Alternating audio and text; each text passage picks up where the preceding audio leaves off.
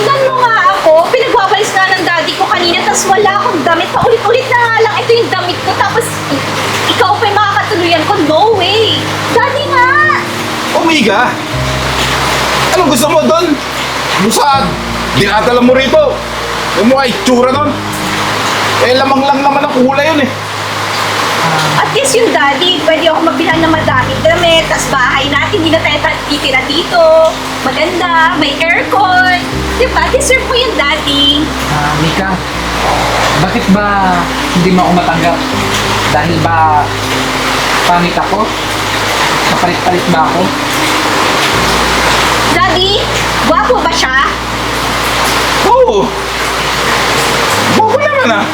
Abang mali dyan. Then why? Okay, fine. Gwapo siya, pero mahirap naman. So, anin ko yung gwapo mo kung mag-chip ka. Alam mo, Mika. Kaganyan mo ng kaganyan, mamaya magsisi ka. Tito, mukhang hindi po ako welcome dito. Babalik na lang po ako sa susunod na araw kasi medyo malakas na rin po yung... Nika, Francis. Teka lang, babe. Saan ba tayo pupunta? Eto na. Daddy! Oh. Daddy, si Francis pala. Francis, daddy ko. Ito na yung bahay niyo. Mukhang bulok na. Siya ba yung tatay mo? Hindi ba yan kriminal? Tingnan mo ang daming tato. Maririnig kita. Saan ka naman ng pulo to, Mika? Hindi daddy kasi actually maraming naitutulong na sa akin si Francis. Actually nga, daddy may pasalubong na sa kotse niya pa eh. Kahit ano pang pasalubong bigay niyan. Tingnan mo nga, kabago-bago rito, kumanlait. Tsaka tigil-tigilan mo ako at tatawag mo sa akin na daddy. Mahirap lang tayo. Teka lang, Manong ha. Wala namang masama yung sinabi ko eh. Tsaka, totoo naman yung sinabi ko. Tsaka, nahiya ka naman. Dalaga yung anak mo, yung bahay niyo, hindi mo man lang paayos. Tsaka, ang baho dito. Ano ka ba, Mika? Pero babe, hindi ako yun Talagang natiis mo tumira sa squatter? Ha? Wait lang. Daddy, di ba nag-message ako sa'yo na sabi ko linisin mo dito? Eh, magagawa ko, squatter to tinitira natin. Nakakaya kasi daddy. Ako siguro, patugan yung daddy mo. Tingnan mo, laki-laki ng katawan. Alam mo, sumusobra ka na, tumahimik ka na. Kung ka, pinagsabihan na kita. Bakit ba ayaw mo doon kay Jay? Ba yan? Nagpipilit ka dito sa... Baka mayayaman na to eh, mata pobre naman. Oh, nakita mo na. Nagsisisikan ka pa dun sa laki na yun. Anong papakain niya sa'yo? Ha? Katulad din ng daddy mo? Walang trabaho? Ano? Yung kinakain niyo, puro pagpag. At least yun, marunong makapagkapwa-tao. Di ka tulad mo. Ay. Para-parapan ka kung lait ah. Daddy naman. Alam mo, pwede ba huwag ka nang choosy dyan? Mahal ko na yung anak mo, tsaka sigurado ako, maganda yung buhay niya sa akin. Alam mo, dumiretso ko pa ng pagsasalita. Baka yung sinasabi mong kriminal mangyari ngayon. Medyo mainit ata na yung ulo ng daddy mo. Sige na, malis ka na, ano na lang. Ano? Di ka pa alis? Sige Hoy, na. pumasok ka doon. Ba yan, daddy na, pinapahiya. Pumasok ka doon! Pinapahiya mo naman ako eh. At ikaw umalis ka na. Alam mo, tumatanda ang dalaga yung anak mo. Kakaganyan mo. Magigit ka ah. Pinapatay yung matataba dyan. Buisit na to. Tapos ba yung... Labing sabon? Ayan. Uy, Mika! Dadabog ka ba dyan? Labas ka na dito! Ginagawa mo? Halos mabasag mo na yung magagamit doon ah. Eh, paano naman, daddy? Pinapahiya mo ako kay Francis. Pinapahiya? Di mo ba nakita yung ugali nun? Ang bago-bago rito tapos kung ganun magsalita? Daddy, hindi mo ba alam para sa atin itong ginagawa ko? At least si Francis, may future ako doon, pati matutulungan ka namin. Hindi ako mukhang pera, Mika. Mas gusto ko pa sa'yo yung simple, pero yung totoong tao, hindi yung mga katulad nun. Daddy, tingnan mo nga. Nag-iisa mo na nga lang ako anak ng babae. Gusto ko naman umangat sa buhay. Ayoko ng ganitong bahay. Kaya hindi mo matanggap na mahirap tayo. Ah, Hindi ko matatanggap talaga, Daddy. Ayoko ng ganitong lugar. Ang baho-baho dito. tigilan mo na yan, ha? Ayoko na makikita na kasama mo yan. Yung mistisong bangus na yan. Doon ka na lang. Kahit medyo nabilad sa araw, okay na may ugali nun. KJ. Ano? Pumasok ka na doon. Simangot ka. Sige. Kasing kita nito eh. Ulit. Sabon. Okay na to kahit walang sabon.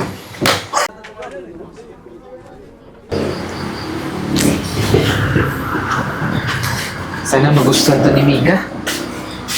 Okay. Oh, Jeboy. Ano na naman yan?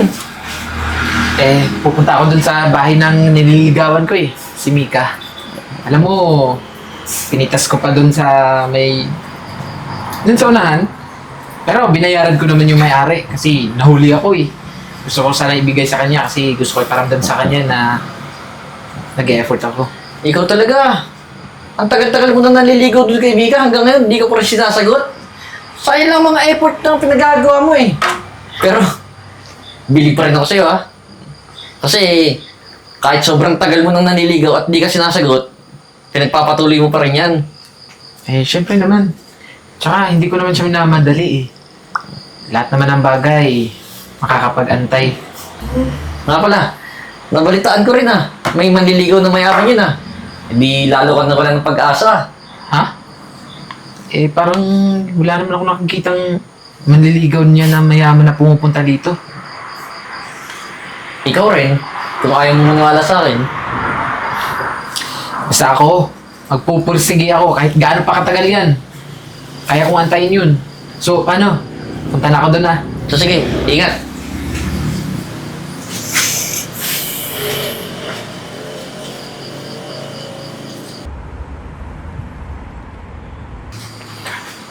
Grabe talaga itong mga balito. Tito, magandang gabi po. So, Jay! Mukhang bibisita ka sa anak ko May pabulaklak ka pa Tito, pasensya na po sa abala Ewan mo. Oh, mula na. Gusto ko lang sana bisitahin si Mika. Sumi ka ba? Apo. Doon Halika, doon tayo. Tawagin ko.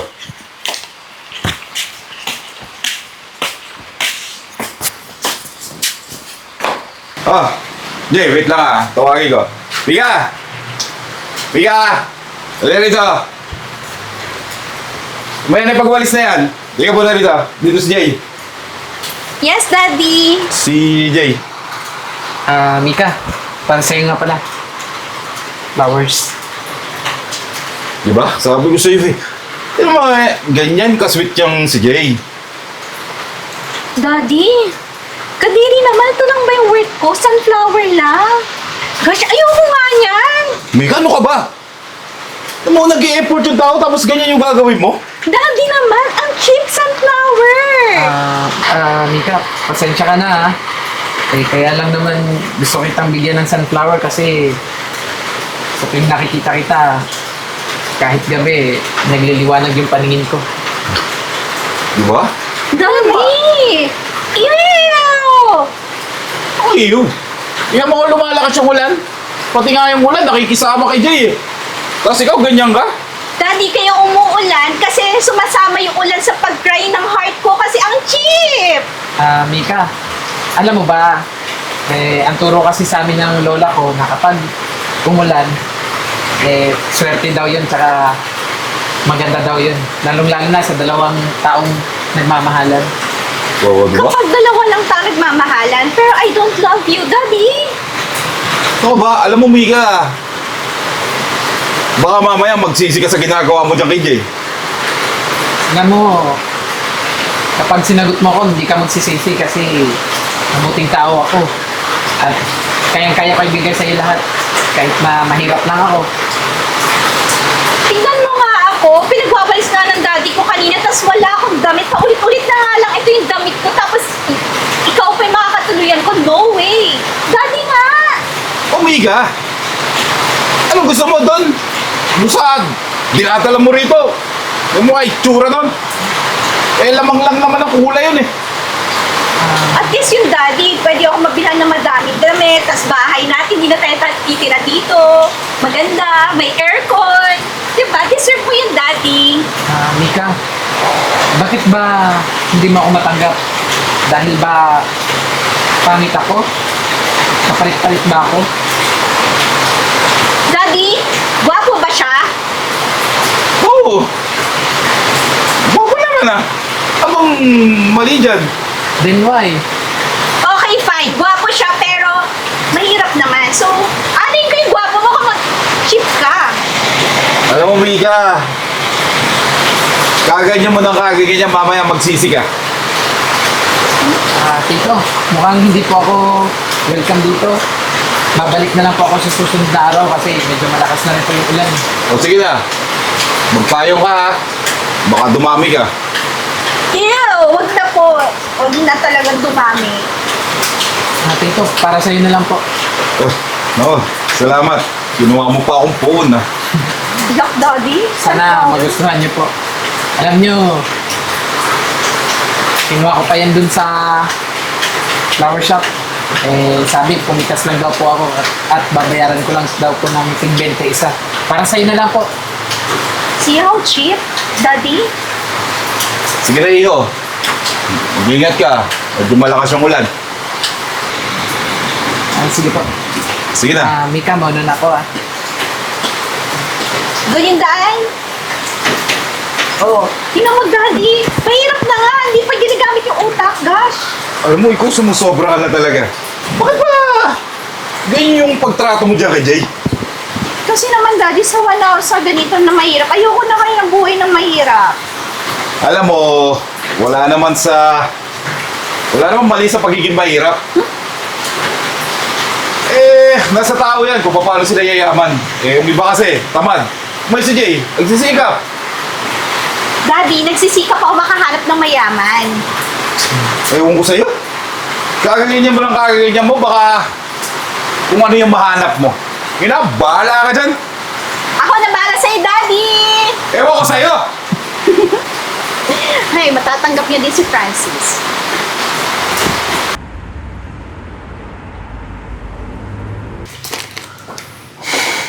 Ano ba talaga yung bahay dito? Babe, Hi, babe! pasensya ka na, natagalan ako Okay lang, laki talaga ng bahay mo, no? Oo naman, tsaka ganun talaga ako kayaman eh. Di tulad dun sa bahay niyo. Alam mo, kung pumayag lang sana yung papa mo, siguro napayos ko na yung bahay niyo. Tsaka nga pala, babe.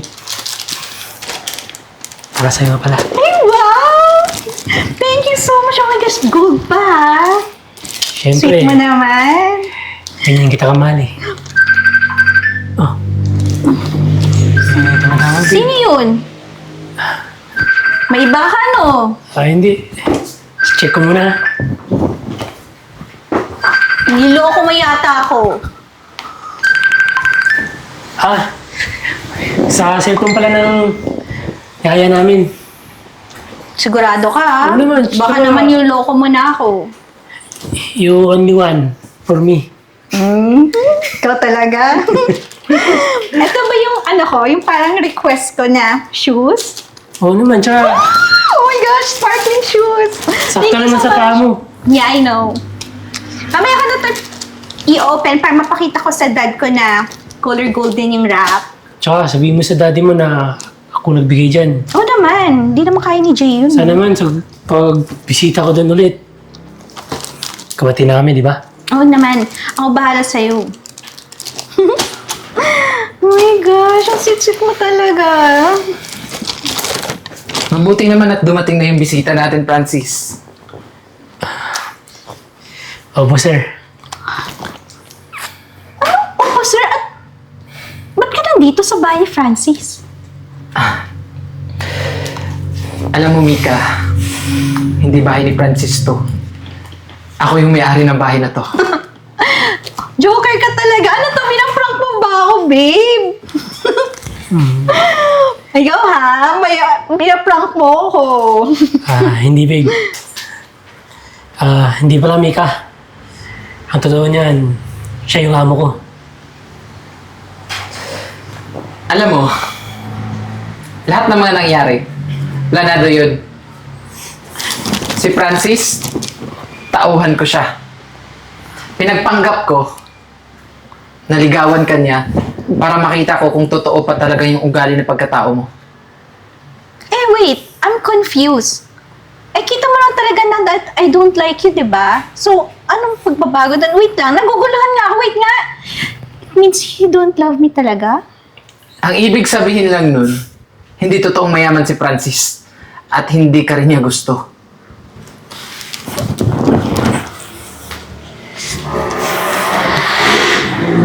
Alam mo, Mika, kaya yung nagawa ng amo ko, di gusto niya talaga makita yung ugali mo.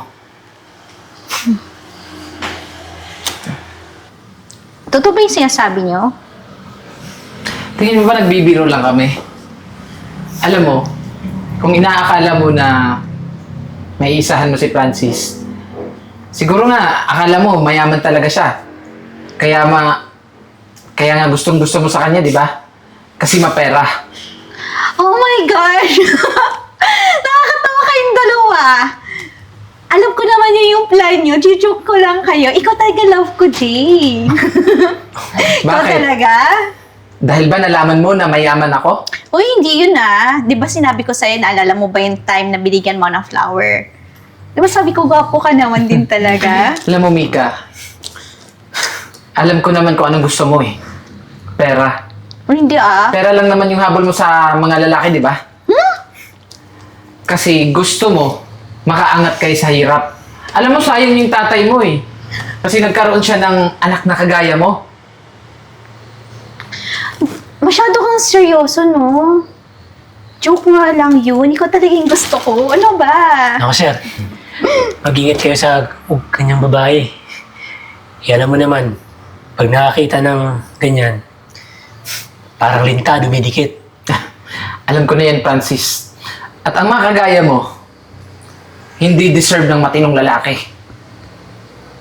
Alam mo, habang hindi pa huli ang lahat, baguhin mo yung ugali mo, baguhin mo yung sarili mo. Okay. Fine. I change na. Sir, hindi niya ata naintindihan yung sinabi mo. Wala na bang love? Alam mo, hindi pagmamahal ang gusto mo. Ang gusto mo, pera. Siguro, makakahanap ka rin ng tamang lalaking para sa'yo. Yung parehas kayo ng mga mukhang pera. Kaya kung ako sa'yo, umalis ka na. No, Jay. I really like you. Like, super. Super? Yeah, as in, super mega. I super like you. Baka naman, promise, magbabago ako. I'm sorry, Mika. Pero alam ko na kung ano yung totoong ugali mo. Aaminin ko, nung una gusto kita. Pero nung nalaman ko kung ano talaga yung totoong pagkatao mo, wala eh. Na-turn off ako sa'yo. Kaya I'm so sorry. Pero disqualified ka na. Hindi ikaw yung gusto kong babae para sa akin.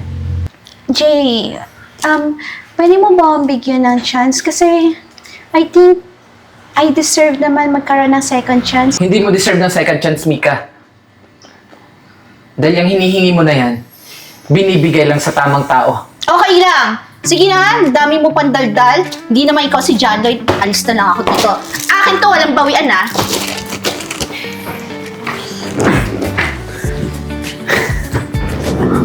Pasensya niyo na. Ano, sir? Dinala niya yung sapatos ko. Huwag ka mag-alala. Babayaran ko yung sapatos na yun. Ang importante ngayon, alam ko na kung anong totoong ugali ng babaeng yun.